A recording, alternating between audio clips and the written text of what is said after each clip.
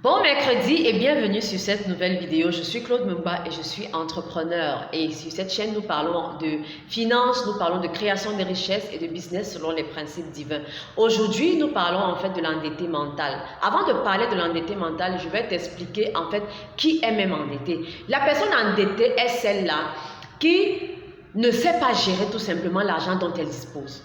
N'est-ce pas? Et ça signifie que l'endetté mental est cette personne qui pense d'abord à emprunter de l'argent lorsque un souci financier se présente, même s'il ne sait même pas d'où va lui sortir l'argent pour rembourser ses dettes. Alors, en 5 points, je vais te donner comment est-ce que tu peux savoir si tu es endetté ou non, ou comment est-ce que tu peux reconnaître un endetté mental autour de toi. Alors, la première chose, c'est quoi? L'endetté mental est cette personne-là qui pense premièrement, selon l'explication que je viens de te donner, qui pense premièrement à s'endetter, même sans savoir d'où va lui venir l'argent du remboursement de la dette. Mais il s'endette de plus en plus. S'endetter est sa façon de vivre. Il ne connaît pas autre chose que s'endetter. Deuxièmement, c'est quelqu'un qui, à cause de cette manière de vivre, il devient frustré dans la société, il devient incompétent, il se sent dévalorisé. Une chose qu'il avait la facilité de faire lorsqu'il est par exemple un employé, il avait la facilité de mener des actions, des activités, ainsi de suite. Il perd la main parce que cette situation le rend tellement frustré.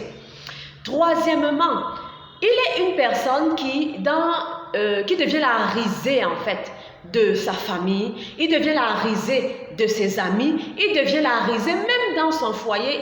Il risque de voir son foyer voler en éclats, tellement l'autre conjoint n'accepte plus cette façon de vivre. Même ses enfants, il perd le respect de ses enfants parfois. Et ce qu'il a en lui, il le transmet à ses enfants. Vous voyez un peu, c'est compliqué. Il transmet cela à ses enfants et ses enfants risquent de développer aussi l'endettement en eux en grandissant. La quatrième chose, en fait, c'est que dans la recherche des solutions pour sortir de l'endettement, il peut se retrouver avec une mauvaise compagnie qui l'amène à prendre des décisions qui l'enfonce encore plus. On peut l'encourager à jouer les jeux de hasard. On peut l'encourager, parfois ce n'est même pas la mauvaise compagnie, c'est juste son état d'endetté mental qui lui fait voir ce qui n'est pas bien comme ce qui est bien. Il se retrouve donc en train de vendre son corps, en train de se retrouver à boire à l'excès, en train de se retrouver à chercher des moyens qui ne l'aident pas en fait pour résoudre son problème. Et le dernier point, c'est en fait qu'il devient dépressif, il se sent tellement mal qu'il devient silencieux, dépressif, voire suicidaire. Il n'a plus le contrôle sur rien.